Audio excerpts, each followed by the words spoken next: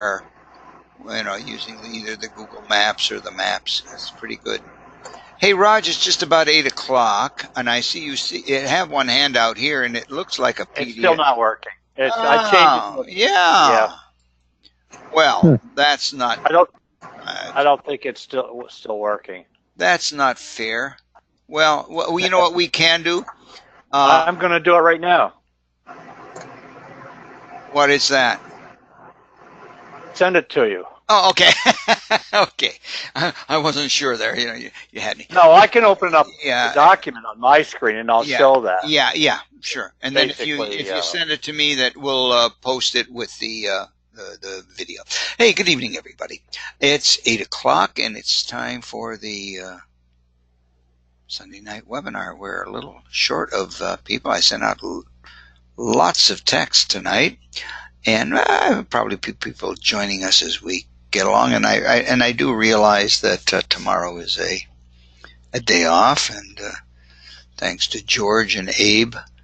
We were just talking down here that some years ago when we were much younger, actually, I think we had both days off, the 12th and the 22nd. So, but we didn't have the week or whatever. And I understand the snow days have come in and messed up things too. So anyhow, we're glad you're here. This is the Sunday night webinar, February 17th. I'm Gene Clabago. I'm Roger Carroll. And we are glad you're here. And Dave has been joining us, and Dave's dog has also been joining us, and he's we're glad to have him. Probably taught us more than we really know. Anyhow, hey, we have some good stuff tonight. And Raj, gonna some of the things I have. If I tend to show anything that you were going to work on, let me know, and I'll just either shut up or you can jump in. I will hit the gong. Yes, the gong. And let's see what we have here. I've got okay. Oh, this is the first thing. Hey, I don't know.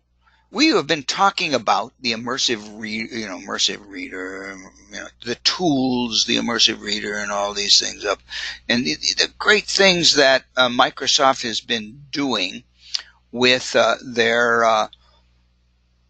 Well, it started out with OneNote, and now it's expanding to Word and all the others.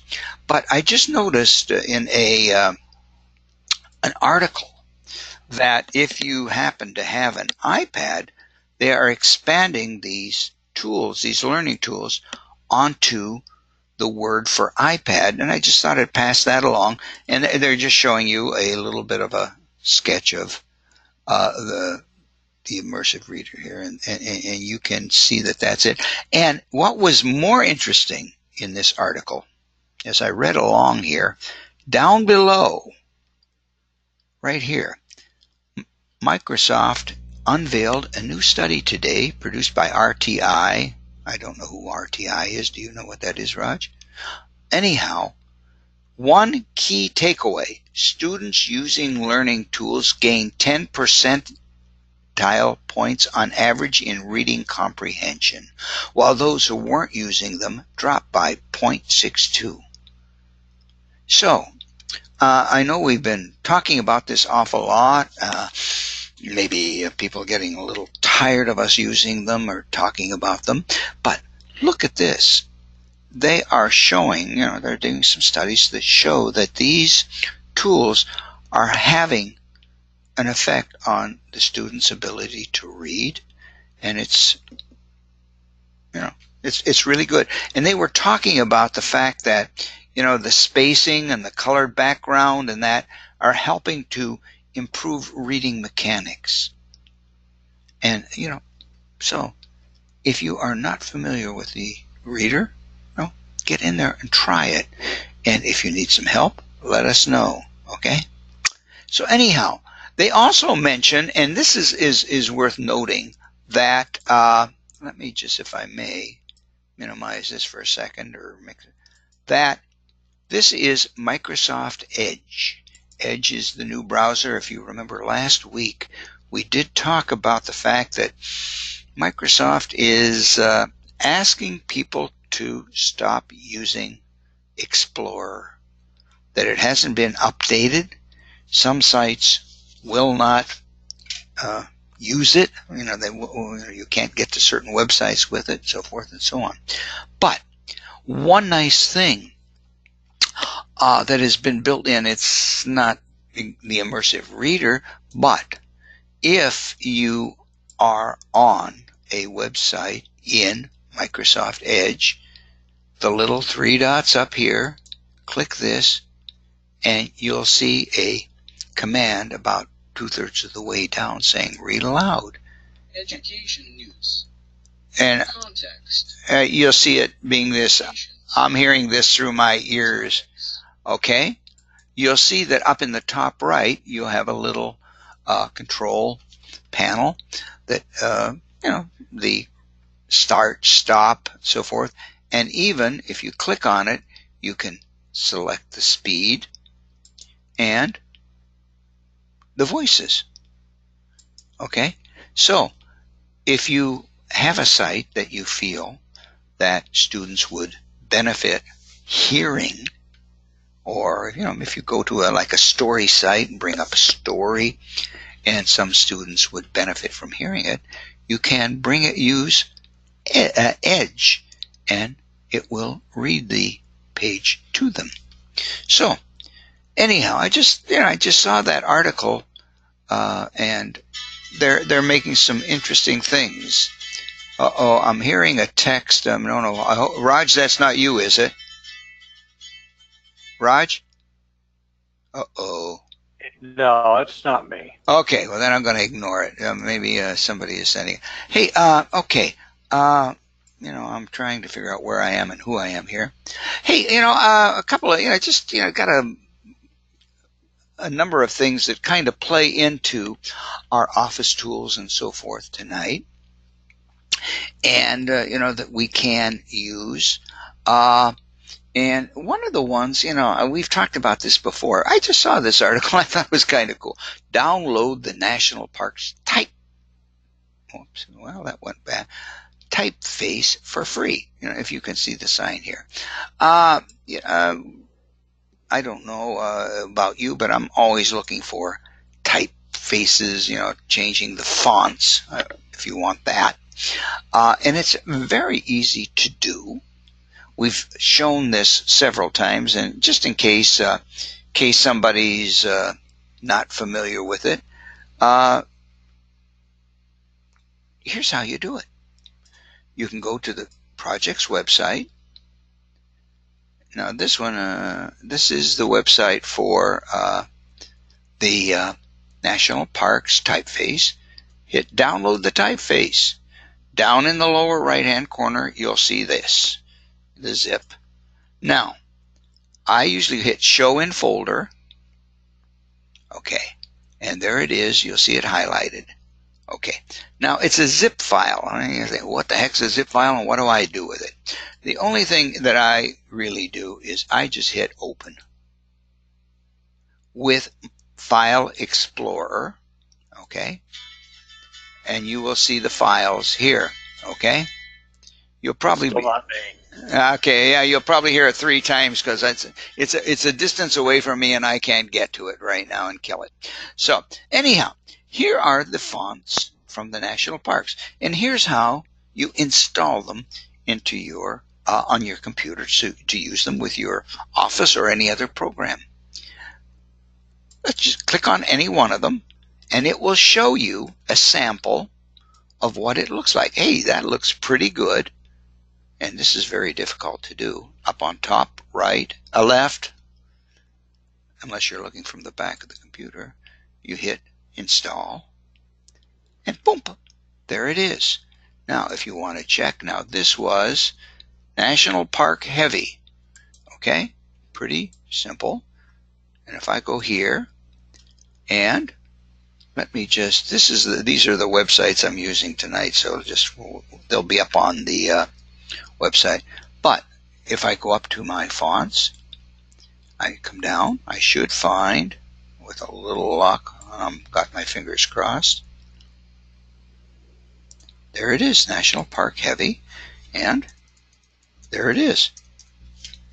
You can install fonts this way. There are many places on the internet that you can find fonts, and if you're interested, just let us, give us an email. We can do that. But it's a pretty simple thing. And if you're looking for a little variety, a little something a little different for your documents, maybe There is a routine out there I found. Yes. A while back. You could create your own font. Oh, yes. And you can model it. You can actually create a font that is your unique handwriting. Yes. I did it for a signature. Yes. For what I want, but but you can. It's very time consuming. Yeah. But it's something maybe, I don't know. I'll present it some night. Yeah. Something that kids might want to. Some of the yeah. It was a lot of fun. It rejected mine. Yeah. It said, "Who do you think you're kidding?" Yeah. No. It said no. Anyhow, yeah. That's that. But anyhow, fonts are sometimes a little variety and so forth. But again, by the way, how much did you donate? Raj. Oh, I should know better, shouldn't I? When the check clears, I'll let you know. I had a coupon. There you go. Hey, by the way, just to let you know, you can work with your fonts. And again, remember, if you go to your Windows settings, your control panel, if you go to personalization, and you go to fonts, you'll see a list of all your fonts. Okay? And somebody's still trying to get a hold of me. Oh my goodness. Okay. I'm trying to get down to, they're all here. There's the national park. See, the one that I just installed. And if you want, you can, click on it and then uninstall it. Okay? You can actually change the font size and a few other things. But anyhow, fonts too. You can play with them in your office. And it's a lot of fun if you are looking for some variety. One little bit further thing. I saw this. Anchor charts. And I'm hearing the term anchor charts. And quite frankly, I'll be honest with you, I was not sure what an anchor chart was, so I had to look it up. And it says, an anchor chart is a tool used to support instruction. Good. And basically, it's a chart that captures the main ideas, strategies of a certain lesson. Okay? And how's that different from a rubric? Well, I'll show you what. I'll show you what it looks like. These are the charts. These are the some anchor charts that might be useful. From We Are Teachers is a really good site, by the way. I recommend it very highly. It has printables, and you can register. You can sign up for emails right here. Sign up for their newsletter. Recommend that. It's a cool place. All right, but look. Like a story elements, like if they're going through a story, here's a piece, character, setting, problem, events, solution. These are the key elements. So those are the anchors that they call them of the, maybe of your learning. You're trying to teach a story. Okay. My God, somebody is, as soon as we switch over, I'm going to go over and kill that. Making predictions. Before, look at, some of these might be useful posters that you would want in your classroom. You might say, hey, some of this might be good. And reading strategies. Okay? Now, you say, hey, I might like this. Now, I have found out that you can click on the source to get to the reading, to get to these posters. But some of them are a little weird to get to, and please do, here's some other things. All right, let's say, hey, look, here's one we want. You want a poster of this, okay? What I recommend, and Dave, we can do it several different ways. you can just go over here and then hit copy image. Let's go here. Let's get down to a new page. I'm going to, if you don't mind, I'm just going to just get down here. Let me get to a new page. And then hit Control V, which is post. And then you have an 8.5 by 11 of, let me, I think I can I do a single sheet here? Yeah, let me do this. Okay, yeah, of the picture that you just took. In Word, it's a little more difficult to use, okay? But you can do this, and just to give you an idea, if you go to print to see what it looks like, I go to print, and it gives me an idea of what it's going to look like. You notice it's not really that big, okay? And there is a certain limit. So what you can do if you are using Word and you want to use Word, let me get rid of this. Boy, oh boy, oh boy, why am I doing this?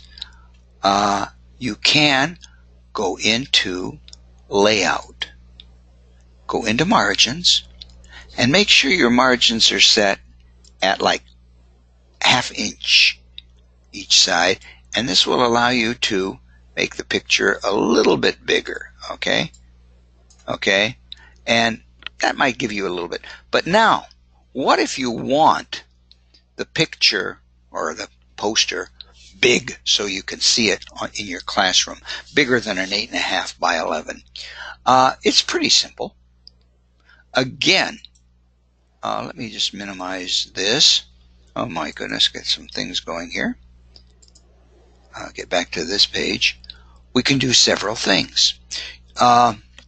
First of all, you'll notice that if I hit Control C or copy, I'm getting some of this stuff on the outside because they didn't do a really good cropping job. And as Dave was saying beforehand, there are little tools in Windows 10. We have a clipping tool, which is here. Snipping tool, excuse me. And the updated one that we were just talking about at the beginning called Snip and Sketch, that will allow you to kind of get what you want a little cleaner, okay? Let's see, I'm not sure that's going to be perfect, but see, oh well, that's a little bit better, okay? And you can cut out part of it. They have it tilted a little bit. But you can do that if you want, okay? But now, let's just do this. We want a bigger poster. I think we've gone over this a couple times, but maybe you weren't with us when we did this. So just real quickly, what we're going to do is I'm going to hit Copy Image. And in this case, you have to go to your installed Office. This can't be done on the Office Online. And when you do the Office, install the Office, you get another program called Publisher. Okay, another tool, another app.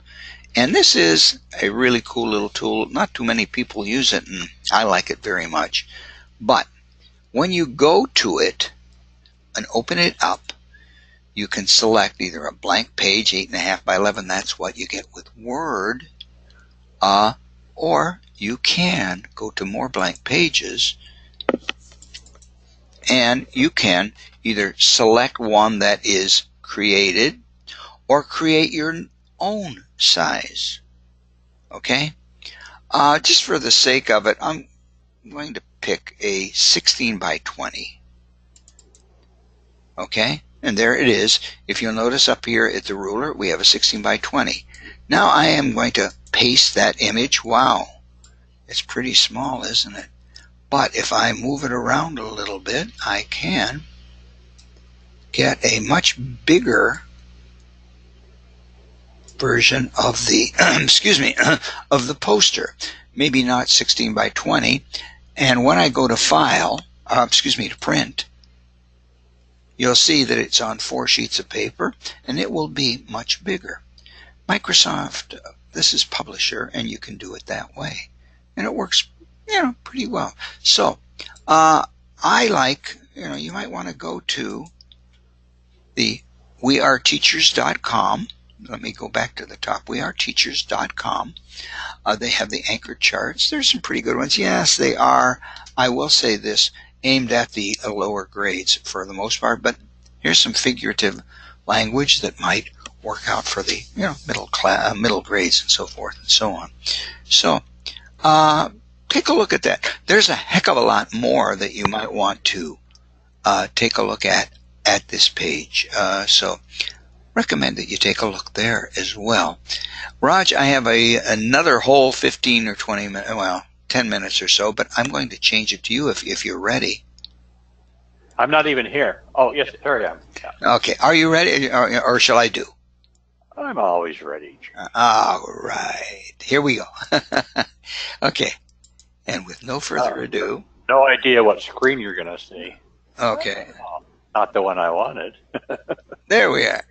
Oh, some more Flipgrid. Okay, I like this. No, actually, it's not. It's not. I'm going to show you. This is the handout that I sent you, Gene.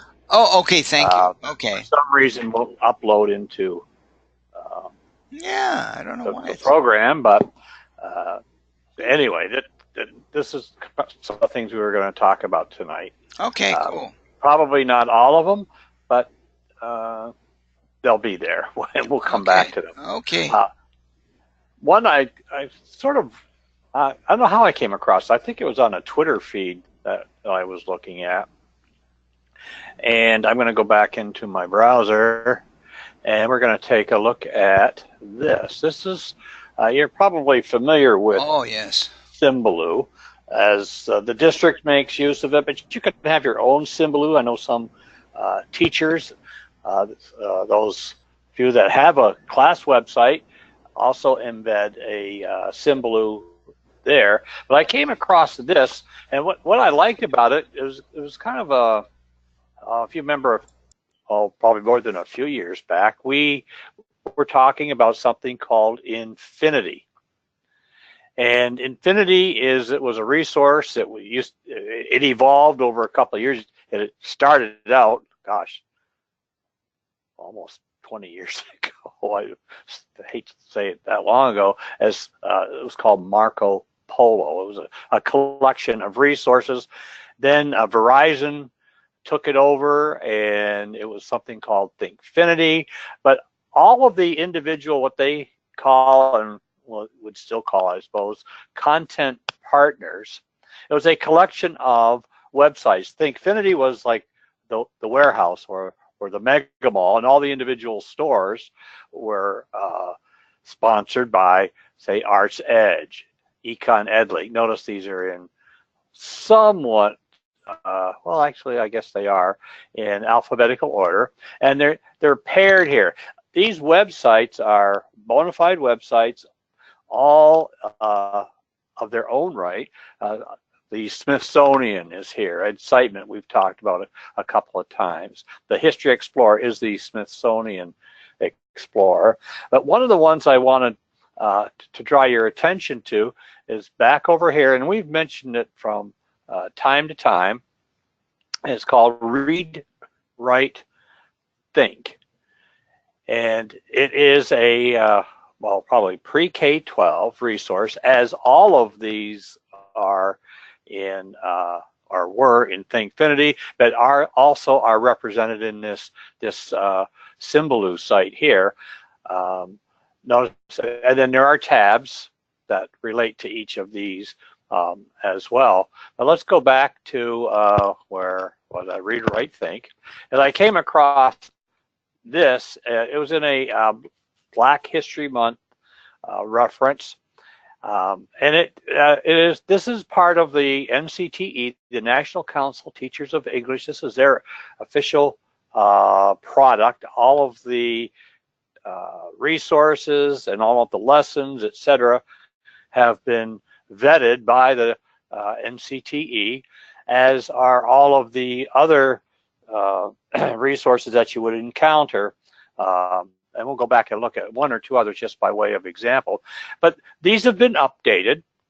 And if you don't look at classroom resources, lesson plans, student interactives, etc., printouts, and so on, if you look at lesson plans, you can do, here's a little navigation here. You can refine a search. You can do a search by keyword, but you can refine it by grade level.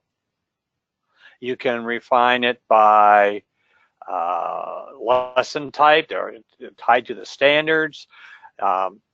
You want to talk about, we talk about the 4 C's of communication, collaboration, creative thinking, in this case, critical thinking. There are learning objectives, and you can search there as well. But what I'm going to search, and this is one that actually led me to this site today, because it had to do with speeches. And this is an email. This is the actual site here. Analyzing famous speeches as arguments. And let me see if I can enhance this a little bit. When you look at a resource or a lesson plan and references on any of these websites, you'll see how well they have been vetted. This is a whole series of lessons, but it's looking at, again, famous speeches, so perhaps for the upper grades, and it's worth looking at to actually analyze. Gene mentioned and showed that anchor chart for simile, figures of speech, and so on. Well, looking at figurative language, and what the premise is, speeches are arguments. One might even argue, and I've seen this papers on this or articles on this, that all writing is persuasive. They're trying, everybody with a piece of writing, or certainly in a speech, trying to persuade an audience to a certain point of view, or to accept a premise, or to be persuaded in some fashion to agree with the writer, or in this case, the person doing the speaking. But what's nice here is there's a number of sessions. This could actually be a unit of study, or you can go, say, pick and choose one from any one of these objectives that might fit with what you're working on currently in your classroom. And notice how well supported all of these resources are. This one in particular, student objectives. If you're interested, it will also tie it directly to standards. If you want, you can actually pick your state standards. We'll come down to New York, select a grade level.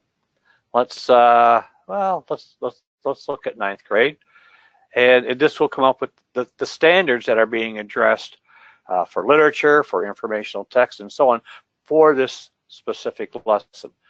So read, write, think, get across all the grade levels. If you want to look at student interactives, we've seen this before. There are bookmaking apps. There are a number of interesting, writing poetry. We're going to come back to that in April, or Poetry Month, right before we leave for spring break, or you leave for spring break. Very engaging. We've used a number of these on smartboards, and they present very well there as well. Here's a list of some of the more popular ones. Notice across the grades, different plot diagrams. That's pretty much the standard way we used to look at literature. Let's see. And this is an interactive. It's kind of like a drag and drop thing, as I recall, looking at this. But this goes back to, again, it's just one of the many resources that the Symbaloo has put together. You can sign up for it. I had previously a Symbaloo login. I couldn't remember what it was, so it took me through a quick routine. So you can make this your own, or just copy this link and come here and use this.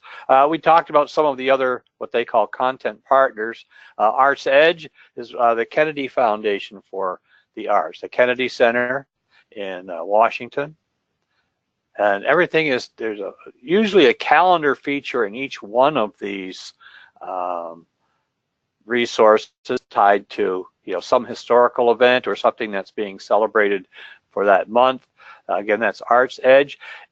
Note, and I haven't played with this a lot, each of the content partners, this is the main website, and next to it is a web mix of resources. I'm just taking a flyer here, and it just takes us back. But notice one of the, I don't know if I can get back to it, Arts Edge. You can follow Arts Edge on Twitter. On your Twitter account, you can just sign in. Here it wants me to log in and look at it. That was one of the other things we were going to look at tonight too, if we had time. Something called TweetDeck. But you can follow each one of those for up to date, probably once a day. If you're like a lot of the Twitter sites, you're going to get something, and then who else to follow, some other things here if you want to keep up with something in any one of these areas. If we go to, let's go back to the main link here, economics, education, Econ EdLink, Excitement. I think, Gene, a couple of weeks ago, you presented some of the resources for Black History Month that were sponsored by Excitement. So this is the mix, and this is the main website. And again, lesson plans. Lesson plans, again, can be searched by grade level. Excitement's a little more of a humanities approach to social studies, to history, and so on. If you're interested in more of the history sites, we go into the Smithsonian, the History Explorer, and again, lessons, activities, all of which are searchable. So these are all tied to bona fide, well-recognized content providers for these different subject areas. The quick tour here, Illuminations is the one that an awful lot of teachers are familiar with. This is the National Council of Teachers of Math, and there are probably 100 or so interactive routines, interactive game type features. Here again, also all searchable by standards, by grade level, by say a discrete area of mathematics, also by grade level, and it would present you again with some lesson plans, some interactives. Going back a few years, we did a lot of training on ThinkFinity for each of these content partners. Another very popular one was the National Geographic site. This has changed over the years. Coming with the new science standards, Science Netlinks is another one. But on that handout, Gene will be putting it up, or you can just, I don't know how you would get it, this particular Symbaloo, unless you copied down this website here. I don't think anybody's going to copy that down. It is a link in the handout, as I put it here, and a little bit more detail. This takes you right to that link for analyzing speeches as arguments and so on. This is one of our favorites, Gene. You'll remember this, I'm sure. These are websites, and this is becoming, I think, critically important that students know how to evaluate online information. These sites have been around as demonstration sites for fake information for a number of years. One of our favorites forever was the Pacific Northwest tree octopus. But what I'd like to see, I'm not sure what grade level you would know best with your students, if you could just simply present the website and wait for a student, and hopefully you would get at least somebody in your class saying, wait a minute, this can't be right. But it's an internet resource. Look at that. It's a .net. How far into this site do you have to get before you would realize that it is not on the up and up? Let's see let's go back to, well, I don't think I can just close. Let's see. Now, that's the next one I want to go to. It's Control-Alt-Delete. Let's go back to my handout and look at it from there. The website, now, I've shown this before. The website that is presenting these, notice it just goes back a couple of years here, but these sites are still very popular. This popped up recently in a discussion of this very skill that we want students to have for looking at and determining whether or not information is accurate or is real, for that matter, in that whole, I guess you'd say, fake news era that we're in. Control-Alt-Achieve this is a tremendous website. If we were a Google district, you were into the Google Classroom, you used all the Google tools, Google Slides, Google this, Google that, you would absolutely want this website in your toolbox. However, what I have found over several times, almost every single Google activity is translatable into our Microsoft world, whether it's an Excel spreadsheet or something with Google Slides is what they use as a presentation tool, similar to PowerPoint. These tools are, again, each one of these with the little effort is translatable. But this is the fellow who runs this. He's in, I think, Northeast Ohio. Somewhere. I mean, his name pops up in an awful lot of technology conferences. Here he's going to be in the Ohio, so he must.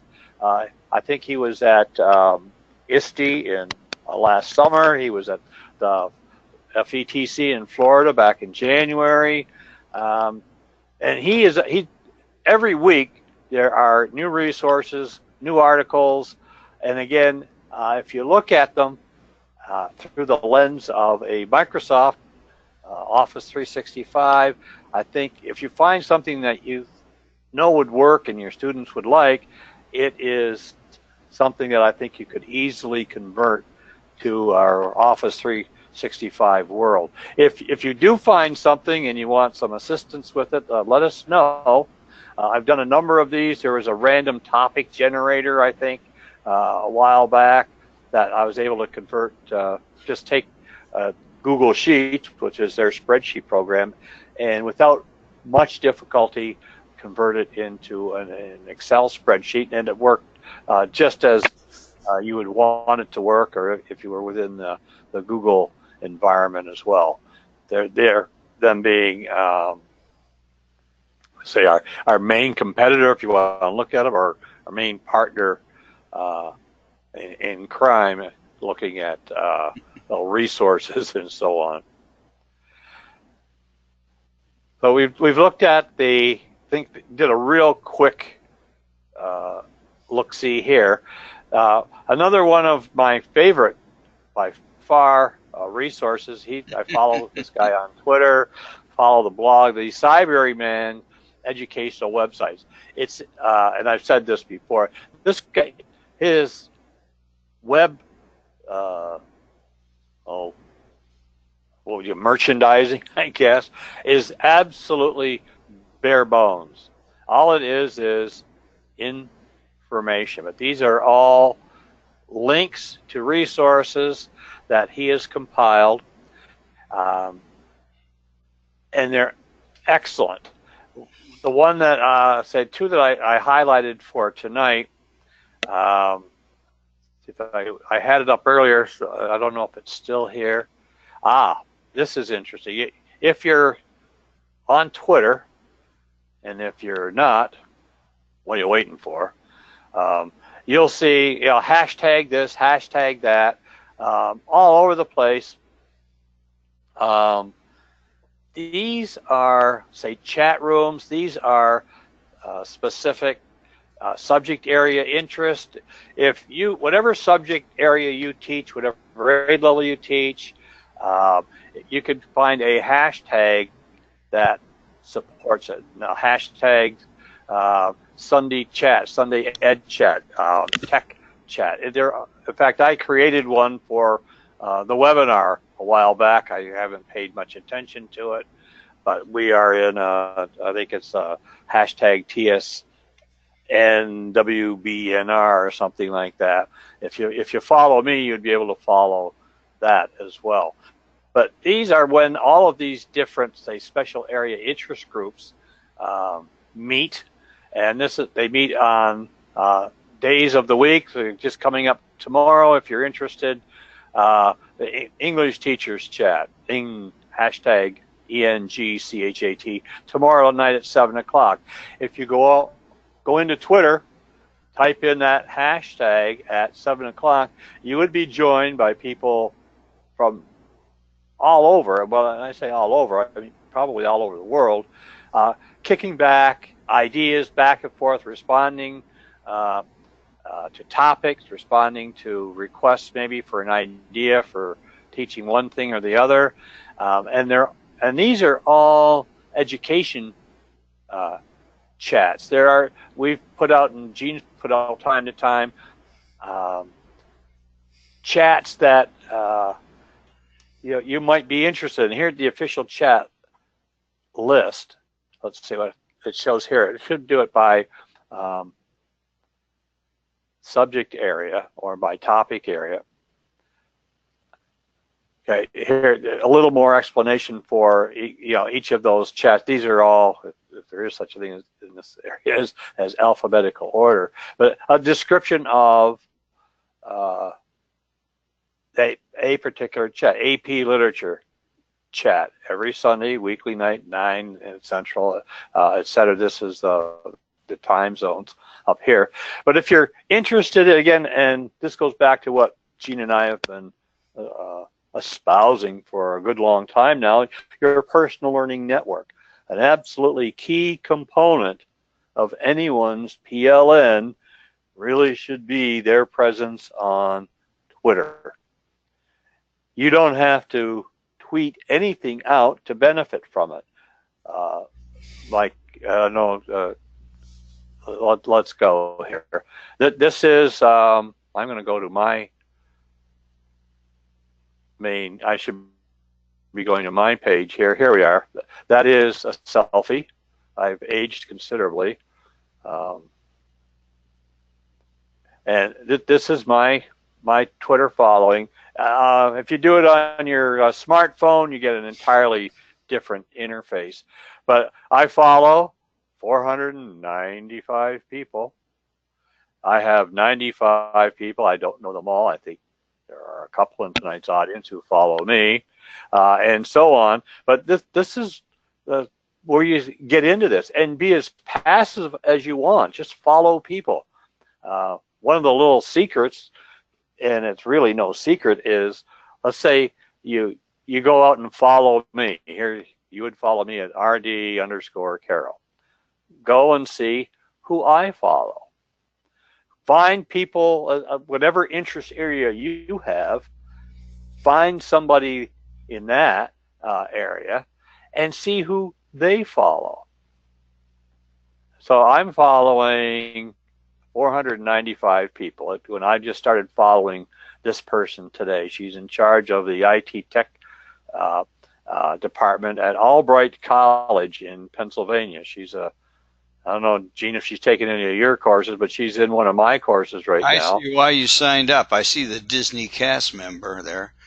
Well, that did it. See, when Gene and I both teach online courses, and these for teachers, actually in Pennsylvania. I don't know why they have us do it, but I think I know because they asked us. Yeah, we said yes. But she's a new student. One of the first things that I think we do is get to know our students. So I said, "Oh, tell me about yourself, so I can provide you with some feedback."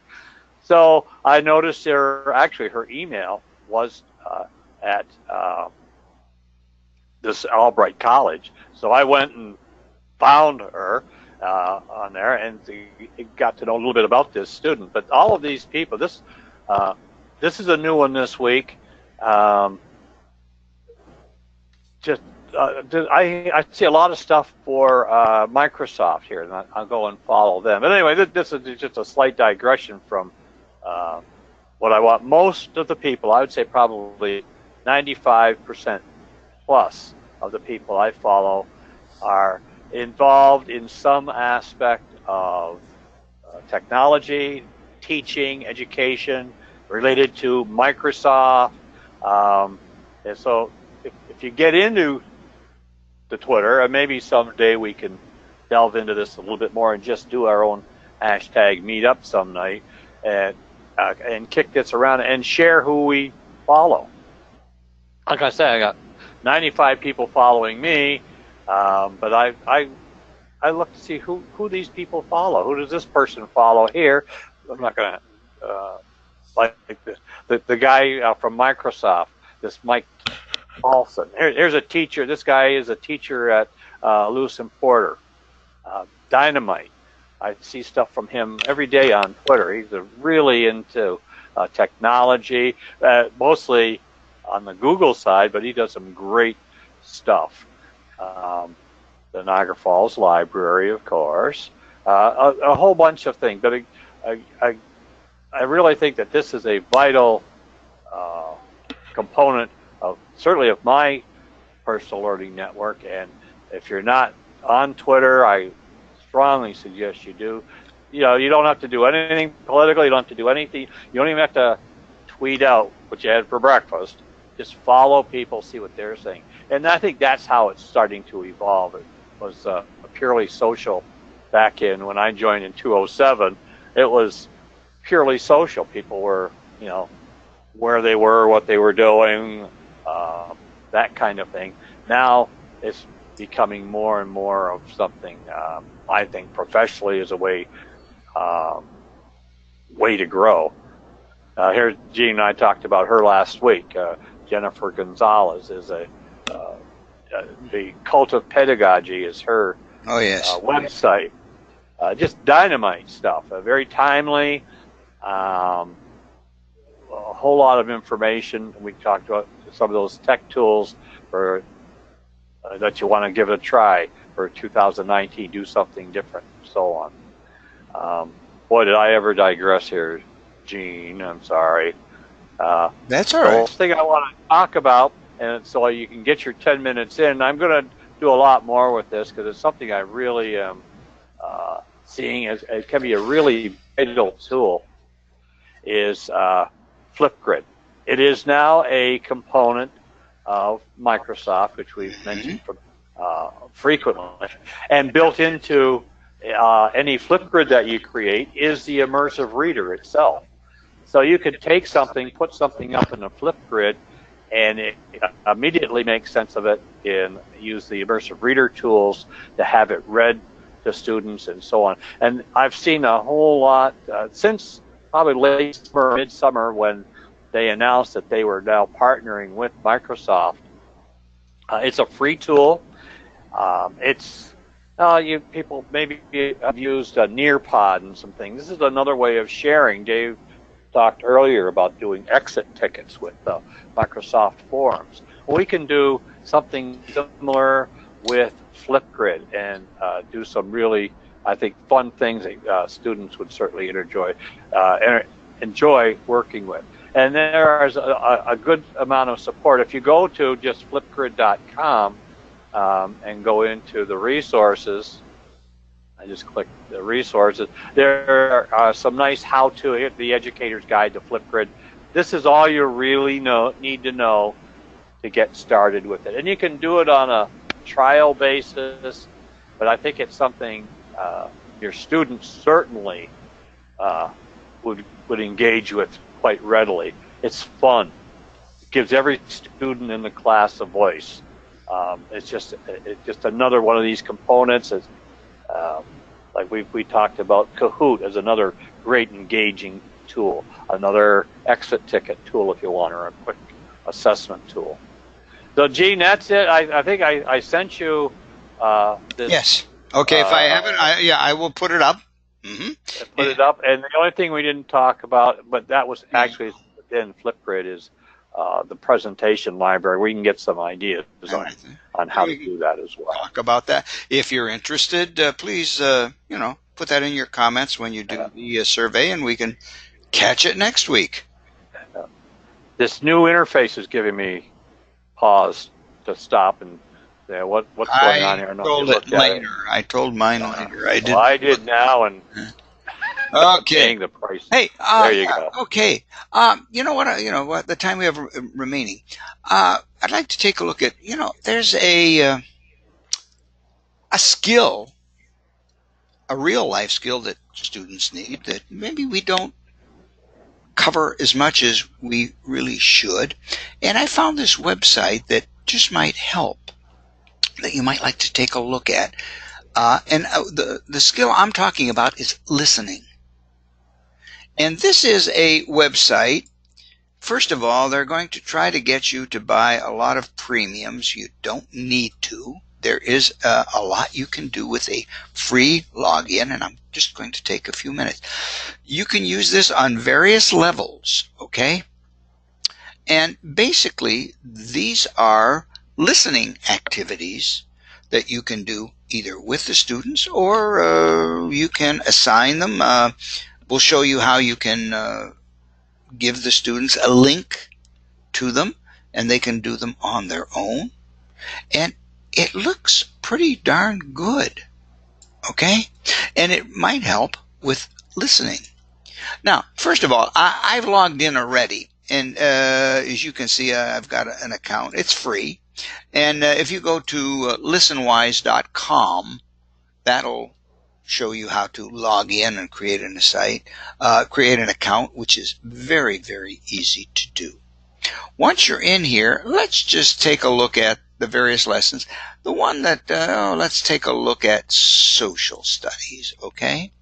Now, you'll see that if I click on social studies, here are some topics that you may or may not be interested in, but I'm just browsing down where there was one that I was interested in. Okay, the birth of the national anthem. You say, oh, that looks interesting. So if you click on this, here is what you get. First of all, up here, the language challenge is medium. What that means is have a medium challenge for students and can be scaffolded for English learners. Okay. If you're starting out in elementary, obviously, I think you probably would look for the low ones. But let's take a look. And again, if you click on scaffolding, it'll tell you you don't have the premium. Well, okay, to heck with you. Doesn't really matter. Okay. Now, basically, what this does and what you have here is an article that you can listen to, and here is listen to the story, and you'll see that it's this one, I don't know if you can see it, it's 4 minutes and 21 seconds long, and it was actually taken from a radio show, I'm pretty sure. Okay, you can listen to it in the original speed, or if somebody needs a slower speed, they can click on that. Okay, now I can't let you listen to that because of our situation, but down below there's even more. There's some stuff that you can use. First of all, there's some comprehension questions. If you want, you can, copy paste them onto, the smart board or a sheet of paper, or however you want to do that. Or a form. Oh, I'm sorry, I did not hear you. Or a form, Microsoft Forms. Oh, Microsoft Forms. I'm sorry. Yes, of course. And here's some discussion themes. Then, down below, to help the students out, there are a couple of charts that you can get. This one is interesting. If you have maybe a slower reader or listener, it says print this organ. You can print this out, and as the student listens, he or she could check off these sentences or partial sentences as they hear them, and it would help them to listen a little bit more carefully. And I thought that was kind of a cool thing. And I think these are in order, in the orders that they occur. So, they don't have to jump around and find them. So it makes it a little bit more, it's an organizer that helps them to listen a little bit better. The reactions chart, after they get done, reaction to the story and why you reacted. Okay, well, you might want to use that. But this is it's a pretty simple site. And up at the top, if you wish to just share it, so the students can do that, like if you're using Teams or something like that, there is a link right there. Okay, no, we don't want to do that. But you can just, you can just copy this and paste it, and the students can then go and do this activity on their own. It looked like it has a lot of possibilities. Current events, and there's some. Let's see if there we go. Current events. There are some topics that the students. A warm response to the polar vortex. Well, I guess we could be familiar with that, having been through that. But the one that as you go down through, there are some things that might be useful. I will say this: this site that I've seen so far is probably 5th grade and up. Okay, but you might be able to check it out and find some events on here by going to lessons, for example, ELA, and seeing some of them. This one, I started listening to that. That was actually very good. The Animal Farm. I know some ELA teachers use Animal Farm in the high schools. And I mean, really, some really good things here that might be of use in the classroom. So, listen-wise, it could help you, work on some of the listening skills that students will need in real life. So, I think that might be something you might want to take a look at. And as Roger is posting a list of his websites, that's not, what the heck is that? Oh, I went to the wrong page. I also will be posting the sites that I have used. I didn't get to Khan Academy for Kids. If you have, just real quickly, you have 1 minute left. If you have an iPad or an Android device, and you also have a student or a child in grades 1 through 5, go and download, check out Khan Academy for Kids. I was just looking at it today. I got hooked on it for about an hour. I'm not a kid, believe me. But it was really great. There is so much there. I mean, it's reading and listening and writing letters and everything from, I believe they, I'm not sure, grades 1 to grade 4 or 5. Or, even pre-kindergarten, I'm saying, because it does letters and things like that. But great website, a great app that you might want to take a look at. Maybe I did a little video of it, which we don't have time to show you tonight, but it is really great. So with that, Raj, I think we have reached that magic hour when we're going to say good night, and I hope everybody has a great, have a great day tomorrow, and we hope to see you next week. Yeah, Raj? have a good week. I know tomorrow is day off, and there's some conferences and things going on this week.